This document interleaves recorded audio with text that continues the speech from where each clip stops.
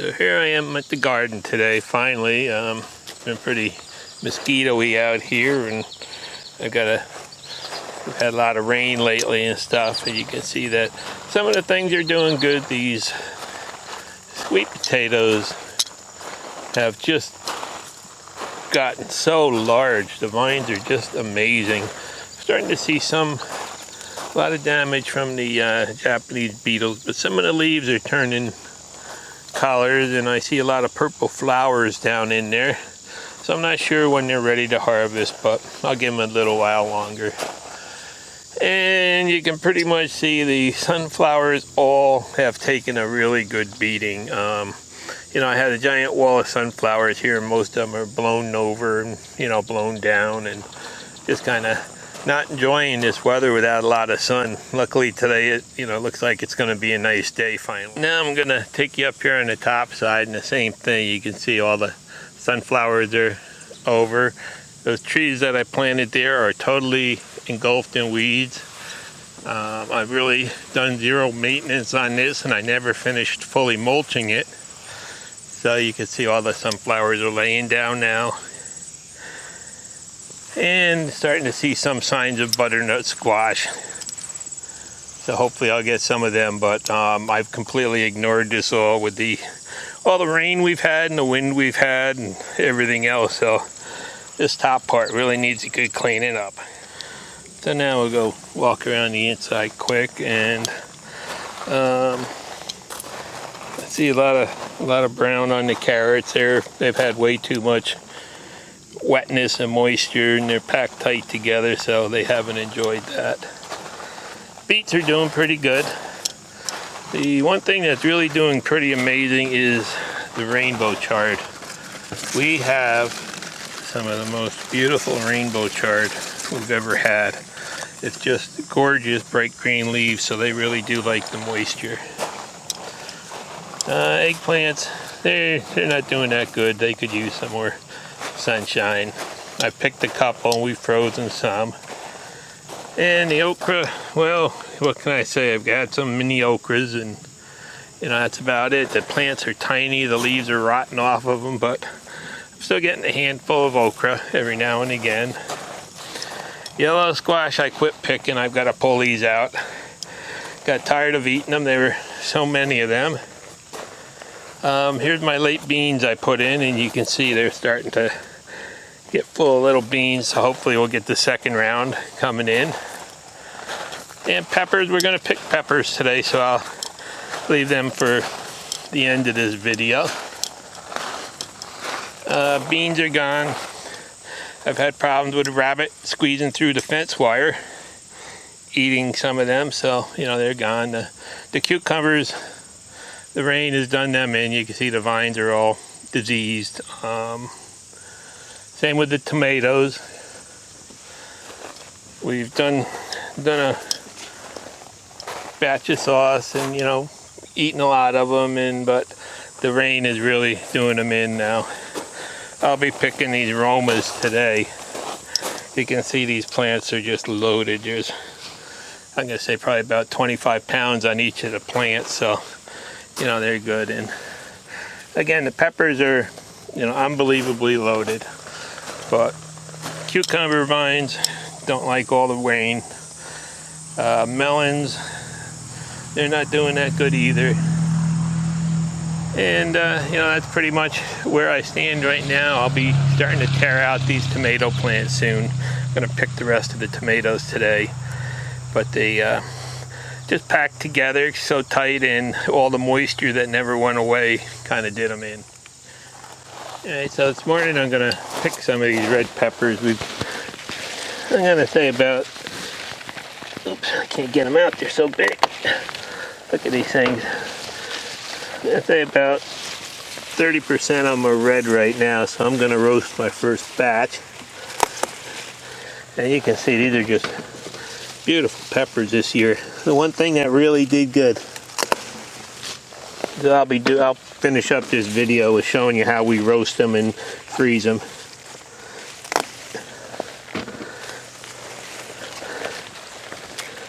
Amazing, this is all just one plant. Pulling these off for now.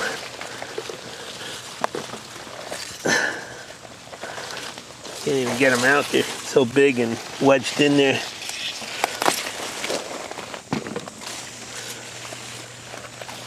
My God.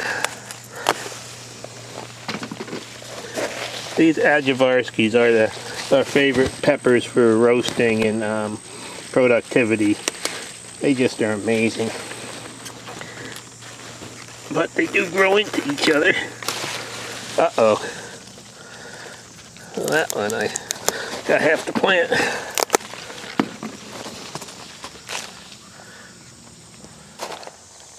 So there's the Ajavarskis and the Cunos.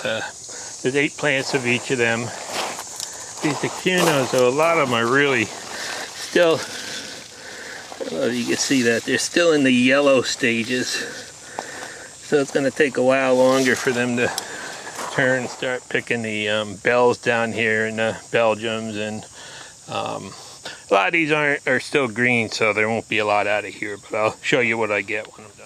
Okay, so here you can see today's batch of peppers. Probably about 28 pounds of peppers in the 2 containers. And we're going to take these up and roast them now. So these are the aromas. And I'm going to be picking these today. And it looks like we're going to have to do another batch of sauce tomorrow, because these plants are really totally loaded. It's amazing how productive Roma tomatoes are. They just get loaded with giant clusters. And they make just a wonderful sauce with very little cooking down. So let me get these picked. So there's what I got out of my Romas. And that's 6 plants. That's the second picking, and there's about that many left for one more. And here's some of the Principes I'll be starting up the dehydrator for. We have a ton of them inside. So you can see, garden's winding down now. Just doing a lot of canning and freezing and preserving, and trying to get what we can at this point. And here's my second batch of zucchinis that I started, a new batch. It's starting to look pretty good even with all the rain. And let's see, yesterday we got about 1.25 inches again. It's like every day. Can't believe this. I can't believe how many mosquito bites I have right now from coming out here this morning too. So there we are, that's the first haul of this morning, and I'll come back and get the rest of the tomatoes once I get these baskets emptied out. Let's go up and start scalding some red peppers. Okay, I'm just going to start here by giving these things a good wash and try to make sure there's no bugs or anything left on them. There's no sprays or anything else ever used on them, so you know they're basically safe, but I like to clean them a little bit anyway. Things are beautiful. I can't believe these Ajavarskis this year. Each and every one of them is about 8 inches long and just beautiful.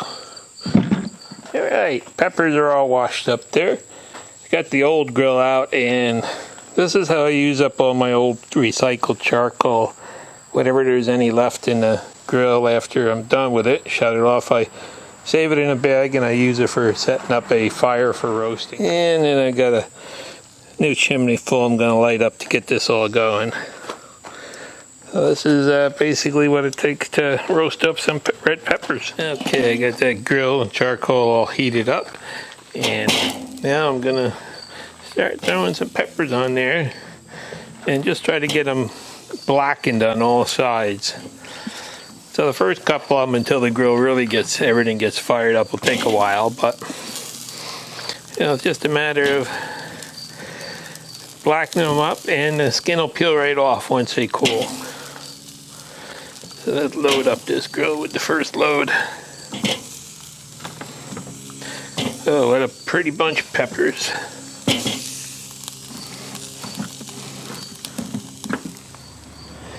They sure are some beauties this year. Funny how easy it is to grow peppers. Really nothing required, just put them in some compost and they take off on their own. As you can see, they start getting some blistering on them pretty quick as the fire gets good and hot. So you want to make sure that you just constantly move them around and get all sides so that the skins will come off easily. So get to a point where they start getting a little bit softer and, you know, easier to deal with, but, you know, good and black like that doesn't hurt either. And I stuck some more little ones on here. Try to use all the heat that's coming out of the grill. Throw a couple more on there. Once you see them starting to get all nice and blistered up like that and the skin getting loose, what I'll do is I'll just put them over here in a pot and allow them to sit for a while until they cool, and then that skin will pretty much peel right off.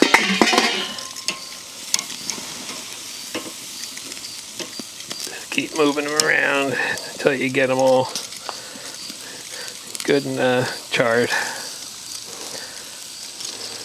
And they will start to get soft too when they get to the point where they're ready to release the skin. So I'm just going to keep on doing this until I've got the whole batch of them done now.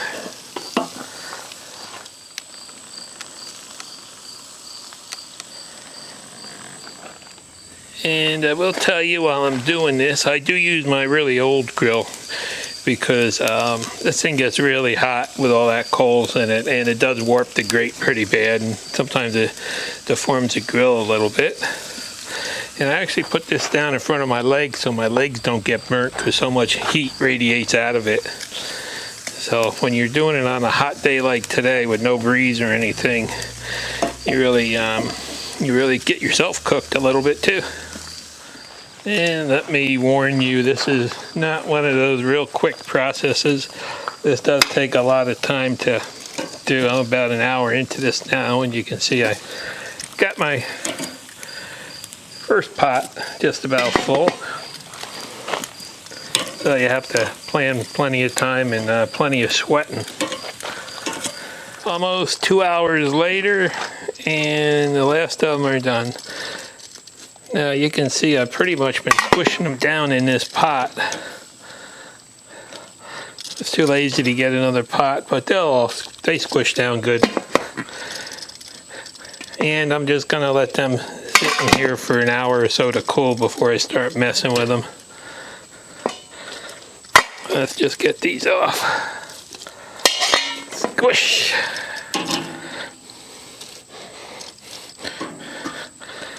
And one thing I will tell you is if you decide to try roasting peppers, you get the best flavor by using charcoal grill. And you know, there's no doubt about it. A gas grill or something like that just doesn't cut it for the flavor. And even you know, firewood will work good too, a wood fire. But I definitely recommend charcoal. We let them sit out there in the pot for about 2 hours, and then I brought it inside, and they still were really fairly hot to touch, but you can see they just look beautiful. And starting to skin them here, and you know, it's easy to do.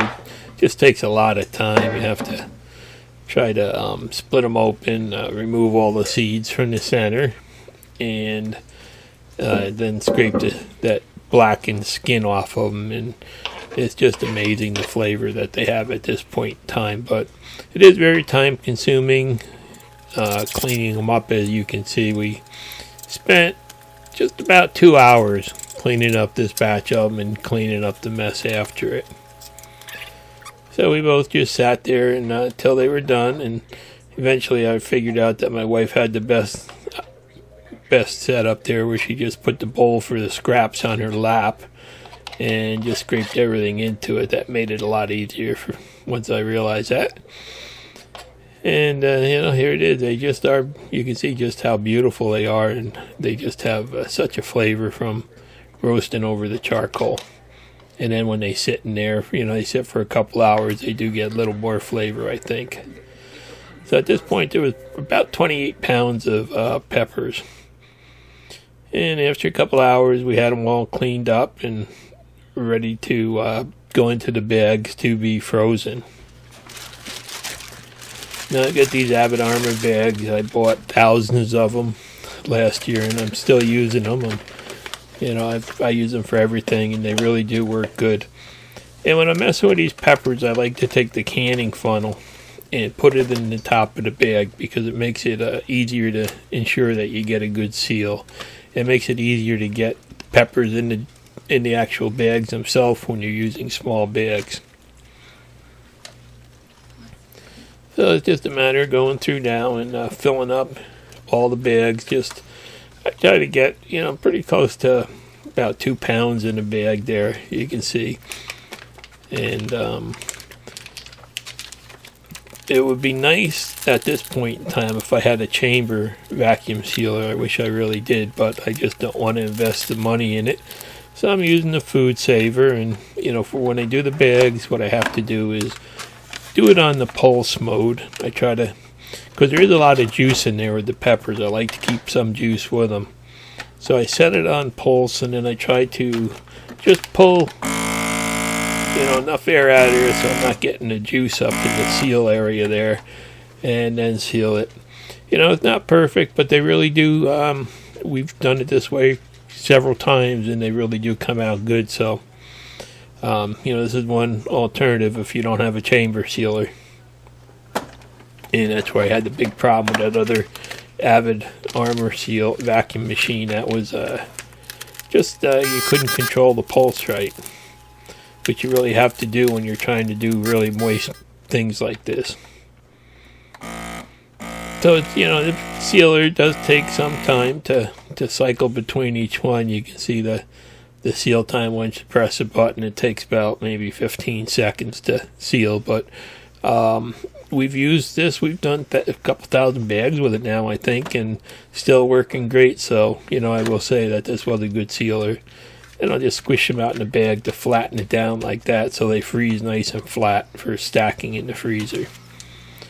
And then when it's all done, I like to label everything with a Sharpie just so I know what year it's from. And these I definitely know they're peppers.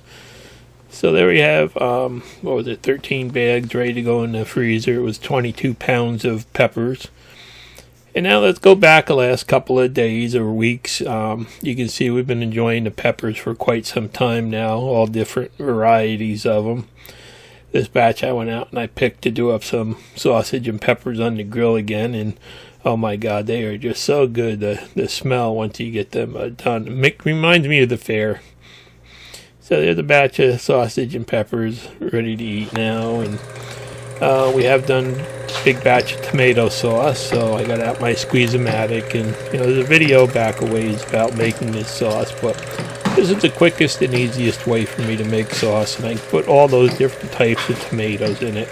And you always want to make sure you add at least 25% of the black tomatoes in your sauce too, because it really does give them some amazing flavor. So I'm just set up here and running some sauce, and you can see how you get just a nice clear puree out with no seed skins or anything else.